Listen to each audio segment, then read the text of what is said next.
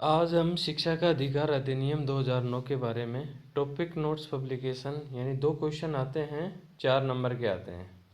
तो ये शिक्षा का अधिकार अधिनियम 2009 है। आरपीएससी फर्स्ट ग्रेड में यानी प्रथम श्रेणी अध्यापक में, और रीट जैसे तृतीय श्रेणी अध्यापक राजस्थान के लिए ये बहुत ही इम्पोर्टेंट है। शिक्षा का अधिकार अधिनियम 2009 से संबंधित इसी में मैंने महत्वपूर्ण प्रश्नों का संग्रह इकट्ठा किया।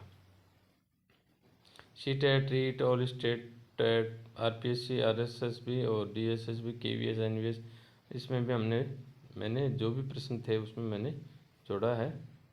मेरा नाम राजेंद्र सिंह चनेजा, और ये इसके अंदर जो क्वेश्चन जुड़े हुए हैं वो जुलाई 2025 तक के परिप्रेक्ष्य पर आधारित हैं। शिक्षा का अधिकार अधिनियम 2009।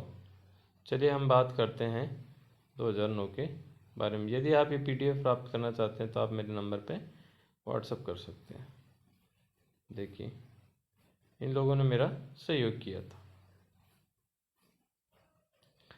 शिक्षा का अधिकार अधिनियम। शिक्षा का अधिकार अधिनियम, जिसे आरटीई कहते हैं, एक महत्वपूर्ण कानून है जो भारत की शैक्षिक प्रणाली में एक महत्वपूर्ण मोड़ का प्रतिनिधित्व करता है। इसके लागू होने के बाद से देश में शिक्षा का अधिकार एक बुनियादी अधिकार बन गया है। शिक्षा का अधिकार अधिनियम आरटीई ने 2009 में बच्चों को मुफ्त और अनिवार्य शिक्षा प्रदान करने की और इसे अनुच्छेद 21(a) के तहत एक मौलिक अधिकार के रूप में लागू किया। शिक्षा का अधिकार अधिनियम का पूर्ण शीर्षक यानी जो उसका शीर्षक है, बच्चों को निःशुल्क एवं अनिवार्य शिक्षा का अधिकार अधिनियम है। इसे अगस्त 2009 में संसद द्वारा पारित किया गया था। जब यह अधिनियम 2010 में लागू हुआ तो भारत उन 135 देशों में से एक देश बन गया जहाँ शिक्षा हर बच्चे का मौलिक अधिकार है।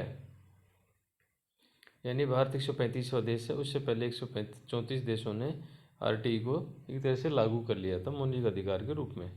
86वें संविधान संशोधन 2002 ने भारतीय संविधान में अनुच्छेद 21(a) डाला, जिसमें कहा गया है कि राज्य 6 से 14 वर्ष के सभी बच्चों को मुफ्त और अनिवार्य शिक्षा उस तरीके से प्रदान करेगा जैसे राज्य कानून द्वारा निर्धारित कर सकता है। इसके अनुसार शिक्षा के अधिकार को मौलिक अधिकार बना दिया गया और राज्य की नीति निर्देशक तत्वों को सूची से हटा दिया गया। आरटीई यानी शिक्षा का अधिकार अधिनियम 86 संशोधन के तहत परिकल्पित परिणामी कानून है। ले के शीर्षक में मुक्त शब्द शामिल है। इसका मतलब यह है कि कोई भी बच्चा या सरकार द्वारा समर्थित स्कूल में उस माता पिता द्वारा भर्ती कराए गए बच्चे के अलावा किसी भी प्रकार की फीस या शुल्क या खर्च का भुगतान करने के लिए उत्तरदायी नहीं है, जो उसे प्रारंभिक शिक्षा प्राप्त करने और पूर्ण करने से रोक सकता है। यह अधिनियम 6 से 14 वर्ष की आयु के सभी बच्चों के लिए प्रवेश, उपस्थिति और प्रारंभिक शिक्षा पूरी करना सुनिश्चित करना सरकार के लिए अनिवार्य बनाता है। अनिवार्य रूप से यह अधिनियम समाज के आर्थिक रूप से कमजोर वर्ग के सभी बच्चों को मुफ्त प्रारंभिक शिक्षा सुनिश्चित करता है। अब देखिए, इसका जो संवैधानिक कॉन्स्टिट्यूशनल बैकग्राउंड है, मूल रूप से भारतीय संविधान के भाग 4 अनुच्छेद 45 और डीपीएसपी यानी निर्देश तत्वों में के अनुच्छेद 39(f) में राज्य वित्त पोषित के साथ साथ न्याय संगत और सुलभ शिक्षा का प्रावधान था। शिक्षा के अधिकार पर पहला आधिकारिक दस्तावेज 1990 में राममूर्ति समिति की रिपोर्ट थी। यानी शिक्षा के अधिकार पर जो पहला आधिकारिक जो दस्तावेज है 1990 में एक राममूर्ति समिति बनी थी, उन्हीं की रिपोर्ट का आधार बनाया। 1993 में उन्नी कृष्ण जेपी बनाम आंध्र प्रदेश राज्य में अन्य मामलों में माननीय जो सुप्रीम कोर्ट के ऐतिहासिक फैसले में कहा गया कि शिक्षा अनुच्छेद 21 से प्राप्त एक मौलिक अधिकार है। उसके पश्चात तापस मजूमदार समिति का सामंजस्य आरटीई से है की स्थापना की गई, जिसमें अनुच्छेद 21(1) को शामिल किया गया। यानी 21(a) जो अनुच्छेद है उसका की सिफारिश तापस मजूमदार समिति ने 1999 में की थी। 2002 में भारत के संविधान में 86वें संविधान संशोधन द्वारा भारत के भाग 3 में शिक्षा के अधिकार को है जो भाग 3 है, अधिकार को मौलिक अधिकार के रूप में प्रदान किया गया। उसी संशोधन में अनुच्छेद 21 से शामिल किया गया, जिससे शिक्षा का अधिकार 6 से 14 वर्ष के बच्चों के लिए मौलिक अधिकार बना दिया गया। छियासी संविधान संशोधन में शिक्षा का अधिकार विधेयक 2008 और अंततः शिक्षा का अधिकार अधिनियम 2009 के लिए अनुवर्ती कानून प्रावधान किया गया। अब देखिए जो विशेषताएं हैं आरटीई की यानी शिक्षा का अधिकार अधिनियम की जो मुख्य विशेषताएं वो हैं, आरटीई अधिनियम का लक्ष्य 6 से 14 वर्ष के आयु के सभी बच्चों को प्राथमिक शिक्षा प्रदान करना। ये शिक्षा के मौलिक अधिकार के रूप में लागू करता है। यानी 21 अधिनियम यह स्पष्ट करता है कि अनिवार्य शिक्षा का तात्पर्य 6 से 14 वर्ष के आयु के बच्चों का प्रवेश, उपस्थिति, प्रारंभिक शिक्षा पूरी करना सुनिश्चित करना सरकार का दायित्व है। मुफ्त शब्द इंगित करता है बच्चों द्वारा कोई शुल्क देय नहीं है जो उसे ऐसी शिक्षा पूरी करने से रोक सकता है। यह अधिनियम समाज के वंचित वर्गों के लिए 25% आरक्षण का आदेश देता है, जब वंचित समूह में शामिल है एससी और एसटी, सामाजिक रूप से पिछड़े वर्ग, अलग रूप से सक्षम। यह गैर प्रवेशित बच्चों के आयु के अनुरूप कक्षा में प्रवेश देने का भी प्रावधान करता है। इसमें केंद्र और राज्यों के बीच वित्तीय और अन्य जिम्मेदारियों को साझा करने की बात भी की गई है। ये निम्नलिखित जो मापदंड है, निर्धारित मापदंड 4 प्रकार के बनाए। एक तो है पीटीआर यानी स्टूडेंट टीचर रेशो, इमारतें और बुनियादी ढांचा, स्कूल कार्य दिवस, शिक्षण कार्य के घंटे। इसमें नो डिटेंशन पॉलिसी का एक खंड था जिसे बच्चों को मुफ्त और अनिवार्य शिक्षा का अधिकार संशोधन अधिनियम 2019 के तहत हटा दिया गया। इसमें यह भी कहा गया है शिक्षकों की तैनाती में शहरी ग्रामीण असंतुलन नहीं होना चाहिए। ये दशकीय जनगणना, स्थानीय प्राधिकरण, राज्य विधानसभा और संसद के चुनाव और आपदा राहत के अलावा गैर शैक्षिक कार्यों के लिए शिक्षकों की तैनाती पर रोक लगाने का भी प्रावधान करता है। यह अपेक्षित परिवेश और शैक्षणिक योग्यता वाले शिक्षकों की नियुक्ति का प्रदान करता है। यह निषेध करता है शारीरिक दंड एवं मानसिक उत्पीड़न, बच्चों के प्रवेश के लिए स्क्रीनिंग प्रक्रियाएं, कैपिटेशनम शुल्क, शिक्षकों द्वारा निजी ट्यूशन, बिना मान्यता के स्कूल चलाना। यह बाल मैत्रीपूर्ण और बाल केंद्रित शिक्षा प्रणाली के माध्यम से बच्चों को भय, आघात और चिंता से मुक्त बनाने पर केंद्रित है। अधिनियम में भी परिकल्पना की गई है पाठ्यक्रम को भारतीय संविधान में निहित मूल्यों के अनुरूप विकसित किया जाना चाहिए और बच्चों के सर्वांगीण विकास पर ध्यान देना और ध्यान रखेगा। पाठ्यक्रम को बच्चों के ज्ञान और उसकी क्षमता प्रतिभा पर आधारित होना चाहिए। बच्चे को एक ऐसी प्रणाली के माध्यम से आघात, भय और चिंता से मुक्त करने में मदद करनी चाहिए जो बाल केंद्रित और बाल अनुकूल दोनों हो। अब देखिए आरटीई का महत्व। शिक्षा का अधिकार अधिनियम पारित होने के साथ भारत सभी के लिए शिक्षा को लागू करने की दिशा में अधिकार आधारित दृष्टिकोण की ओर बढ़ गया है। यह अधिनियम एक बच्चे के मौलिक अधिकार संविधान के अनुच्छेद 21 के अनुसार क्रियान्वित करने के लिए राज्य और केंद्र सरकार पर कानूनी दायित्व डालता है। अधिनियम छात्र शिक्षक अनुपात के लिए विशेष मानक निर्धारित करता है जो गुणवत्तापूर्ण शिक्षा प्रदान करने में एक महत्वपूर्ण अवधारणा है। इसमें लड़के और लड़कों के लिए अलग अलग शौचालय की सुविधा उपलब्ध कराने, कक्षा की स्थितियों के लिए पर्याप्त मानक पीने के पानी की सुविधा आदि के बारे में बात की गई है। शिक्षकों की नियुक्ति और शहरी ग्रामीण असंतुलन से बचने पर जोर देना महत्वपूर्ण है, क्योंकि देश में शहरी क्षेत्रों की तुलना में गांव में शिक्षा की गुणवत्ता और संख्या में बड़ा अंतर है। यह अधिनियम बच्चों के उत्पीड़न, भेदभाव के खिलाफ शून्यता सहिष्णुता का प्रावधान करता है। प्रवेश के लिए स्क्रीनिंग प्रक्रियाओं पर रोक ये सुनिश्चित करती है कि जाति, धर्म, लिंग आदि के पर बच्चों के साथ कोई भेदभाव नहीं होगा। अधिनियम यह भी कहता है कि किसी बच्चे को कक्षा 8 तक नहीं रोका जाए।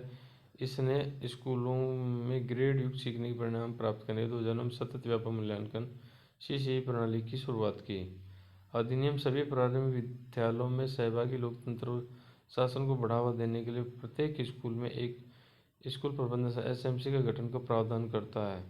इन समितियों के पास स्कूल के कामकाज की निगरानी करने, उसके लिए विकासात्मक योजनाएं तैयार करने का अधिकार है। अधिनियम न्याय संगत है। इसमें एक शिकायत निवारण तंत्र है जो अधिनियम के प्रावधानों का अनुपालन नहीं होने पर लोगों को कार्रवाई करने की अनुमति देता है। आरटीई अधिनियम सभी निजी स्कूलों को सामाजिक रूप से वंचित और आर्थिक रूप से पिछड़े वर्ग के बच्चों के लिए अपनी 25% सीटें आरक्षित करने का आदेश देता है। इस कदम का उद्देश्य सामाजिक समावेशन को बढ़ावा देना और अधिक न्यायपूर्ण और समान देश का मार्ग प्रशस्त करना है। यह प्रावधान आरटीई के अधिनियम 12(1)(c) में शामिल है। सभी स्कूलों निजी, गैर सहायता प्राप्त विशेष श्रेणी को प्रवेश स्तर पर 25% सीटें आर्थिक रूप से कमजोर ईडब्ल्यूएस या वंचित समूह के छात्रों के लिए आरक्षित करनी होगी। जब 2005 में अधिनियम का कच्चा संस्करण तैयार किया गया था तो वंचितों के लिए आरक्षित सीटों के इस बड़े प्रतिशत के खिलाफ देश में बहुत बड़ा आक्रोश था। हालांकि मसौदा तैयार करने वाले अपनी इस बात पर अड़े रहे और निजी स्कूलों को 25% आरक्षण देने को उचित ठहराने में सफल रहे। यह प्रावधान एक दूरगामी कदम में सबसे महत्वपूर्ण कदम है। जहाँ तक समावेशी शिक्षा का सवाल है, सबसे महत्वपूर्ण कदम है इसका यह प्रावधान सामाजिक एकीकरण प्राप्त करने प्रयास है। इस अधिनियम ने 2009 और 16 के बीच उच्च प्राथमिक स्तर कक्षा 6-8 नामांकन में 19.4% तक वृद्धि की है। ग्रामीण क्षेत्रों में 2016 में 6 से 14 वर्ष के आयु वर्ग के केवल 3.3% बच्चे ही स्कूल से बाहर थे, जिससे स्कूलों को होने वाले नुकसान की भरपाई केंद्र सरकार करेगी। शिक्षा के अधिकार अधिनियम की उपलब्धियां। आरटीई अधिनियम उच्च प्राथमिक स्तर 6 से 8 में नामांकन बढ़ाने में सफलतापूर्वक कामयाब रहा। कड़े बुनियादी ढांचे के मानदंडों के परिणाम स्वरूप स्कूल के बुनियादी ढांचे में सुधार हुआ, खासकर ग्रामीण क्षेत्रों में। 3.3 मिलियन से अधिक छात्रों ने आरटीई के तहत 25% कोटा मापदंड में प्रवेश प्राप्त किया। इसने शिक्षा को देश भर में समावेशी और सुलभ बनाया। नो डिटेंशन पॉलिसी को हटाने से प्रारंभिक शिक्षा प्रणाली में जवाबदेही आई। सरकार ने स्कूली शिक्षा के लिए समग्र शिक्षा अभियान नाम से एक एकीकृत योजना भी शुरू की, जिसमें स्कूली शिक्षा की 3 योजनाएं शामिल हैं: सर्व शिक्षा अभियान, राष्ट्रीय माध्यमिक शिक्षा अभियान और शिक्षक शिक्षा पर केंद्र प्रायोजित योजना। अब देखिए सीमाएं। शिक्षा का अधिकार अधिनियम 2009 की सीमाएं। जिस आयु समूह के लिए शिक्षा का अधिकार उपलब्ध है वह 6 से 14 वर्ष तक की आयु का है, जिसे 0 से 18 तक विस्तारित करके अधिक समावेशी और समय बनाया जा सकता है। 8 वर्ष से कम उम्र के बच्चे इस अधिनियम के अंतर्गत शामिल नहीं है, यानी 6 वर्ष से 8 वर्ष नहीं, 6 वर्ष से कम के आएंगे। ये गलती से लिखा गया। सीखने की गुणवत्ता पर कोई ध्यान नहीं है, जैसा कि कई ASER रिपोर्ट में पता चला, असर की रिपोर्ट में पता चला है। इस प्रकार आरटीई अधिनियम ज़्यादा इनपुट उन्मुख प्रतीत होता है। 5 राज्यों गोवा, मणिपुर, मिजोरम, सिक्किम, तेलंगाना आरटीई के तहत समाज के वंचित में जारी नहीं की है। शिक्षा की गुणवत्ता के बजाय आरटीई के आंकड़ों पर अधिक ध्यान दिया जा रहा है। शिक्षकों की कमी आरटीई द्वारा अनिवार्य छात्र से अनुपात को प्रभावित करती है, जिसके परिणाम से शिक्षण की गुणवत्ता प्रभावित होती है। अधिनियम के तहत कई योजनाओं की तुलना सर्व शिक्षा अभियान जैसे शिक्षा और पिछली योजनाओं से की गई है, जो भ्रष्टाचार के आरोप से असमता से ग्रस्त है। एडमिशन के समय कई दस्तावेज जैसे जन्म प्रमाण पत्र, बीपीएल प्रमाण पत्र आदि की आवश्यकता होती है। ऐसा प्रतीत होता है कि इस कदम से अनाथ बच्चे इस अधिनियम के लाभार्थी बनने से वंचित रह गए हैं। निजी स्कूलों में ईडब्ल्यूएस आने के लिए 25% आरक्षण में कार्यान्वयन संबंधी बाधाएं हैं।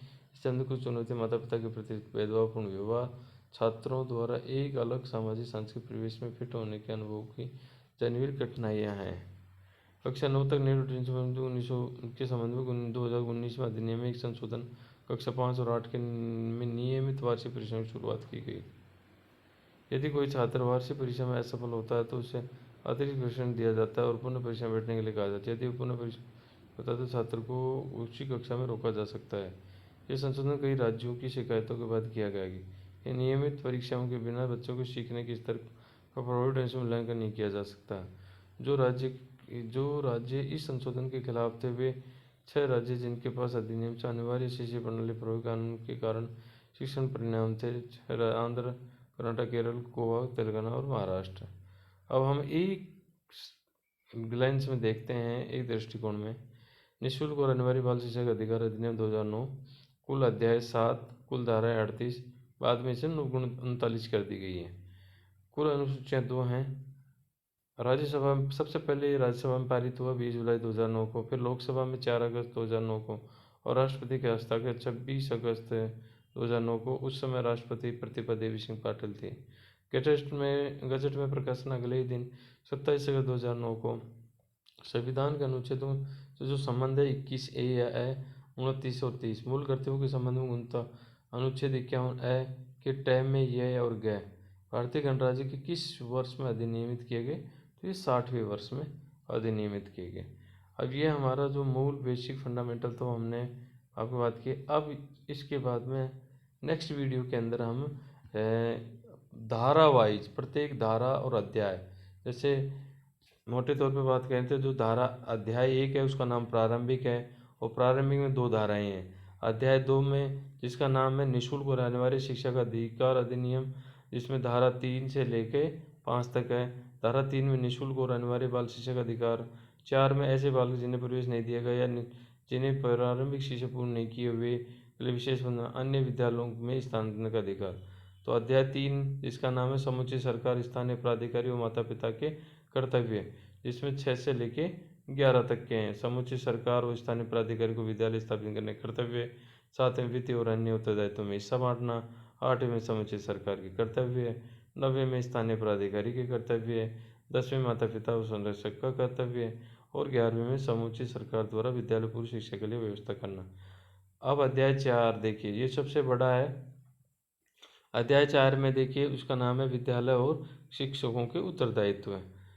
तो देखिए निःशुल्क और अनिवार्य शिक्षा अधिकार के लिए विद्यालयों के उत्तरदायित्व की सीमा। 13वें में प्रवेश के लिए किसी प्रति व्यक्ति फीस और अन्वेषण करना न होना। 14वें में प्रवेश के लिए आयु की सबूत। 15वें में प्रवेश इनकार नहीं किया जाना। 16वें में रोकने और निष्कासन। 17वें में शारीरिक दंड और मानसिक उत्पीड़न का प्रतिषेध है। 18 मान्यता प्राप्त प्रमाण पत्र अभिप्राप्त किए बिना किसी विद्यालय को स्थापित नहीं किया जाना। 19वें में विद्यालय के मान और मानक अनुसूचियों को संशोधन करने की शक्ति। 21वें में विद्यालय प्रबंध समिति। और 22 में विद्यालय विकास योजना। 23वें में शिक्षकों की नियुक्ति और अर्हताएं और सेवा और निर्बंधन के साथ। 24 में शिक्षकों के कर्तव्य और शिकायतें दूर करना और छात्र शिक्षक अनुपात। 25 में शिक्षकों की रिक्तियों को भरना। 26 में 27 में गैर शैक्षिक प्रयोजन के लिए शिक्षकों को अभिनियोजित करने की रोकना। 28 में शिक्षक द्वारा प्राइवेट ट्यूशन। अब 5वें अध्याय का नाम है प्रारंभिक शिक्षा का पाठ्यक्रम और उसको पूरा किया जाना, जिसकी धारा में 2 हैं 29 और 30। पाठ्यक्रम और मूल्यांकन प्रक्रिया, परीक्षा और समापन प्रमाण।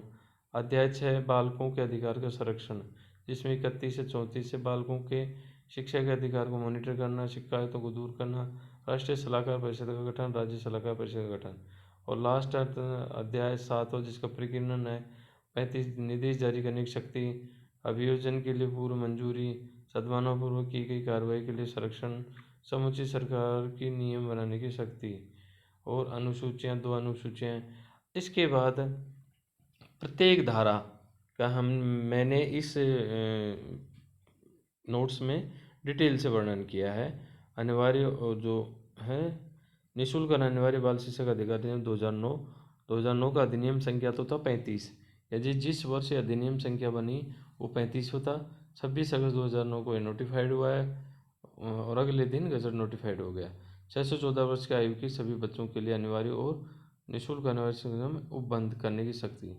अब देखिए अध्याय 1 जिसका नाम प्रारंभिक है उसकी धारा 1 आज हम केवल एक ही धारा के बारे में बात कर रहे हैं, जिसमें ये लिखा हुआ है इस अधिनियम का संक्षिप्त नाम निःशुल्क और अनिवार्य बाल शिक्षा का अधिकार अधिनियम 2009 है। इसका विस्तार जम्मू कश्मीर राज्य के सिवाय संपूर्ण भारत पर होगा, किंतु वर्तमान में जम्मू कश्मीर में भी लागू हो गया है। यह उस तारीख को प्रवृत्त होगा जो केंद्रीय सरकार राजपत्र में अधिसूचना द्वारा नियत करे, है ना। अब धारा 2 है। इसी प्रकार प्रत्येक धारा के बारे में मैंने इस पीडीएफ में बड़े अच्छे से वर्णन किया है। आप एक भी वर्ड इसमें से आप छूट नहीं सकता। जो भी प्रश्न हमारा आरपीएससी या किसी भी टीचर भर्ती में आएंगे उसके बाद में मैं आपको कुछ क्वेश्चनों के बारे में दिखाना चाहूँगा। एक देखिए धारा 16 के अंदर भी ये है कि रोका नहीं जाएगा, और मैंने लेटेस्ट ये बताया था कि 16 दिसंबर 2024 को जो निम्नानुसार संशोधन किया था वो 16 के रूप में था और करीब जो 7 उपधाराएं थी। इसके बाद में मैं आपको क्वेश्चनों पे की तरफ लेके चलता हूँ।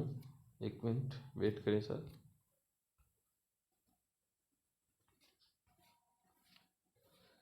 देखिए आरपीएससी 2025 में ये क्वेश्चन आए। ये क्वेश्चन था आरपीएससी 2025 में, ये क्वेश्चन रहा क्वेश्चन नंबर 59। आप इस को पॉज करके भी पढ़ सकते हो, उसका आंसर भी देख सकते हो। 58 नंबर क्वेश्चन आरपीएससी, क्योंकि इस बार 2025 में आरपीएससी फर्स्ट ग्रेड पेपर में करीब प्रत्येक 4 प्रकार के पेपर हुए थे अलग अलग सेक्शन वाइज, इसलिए ये बात है। Question number 57, question number 56,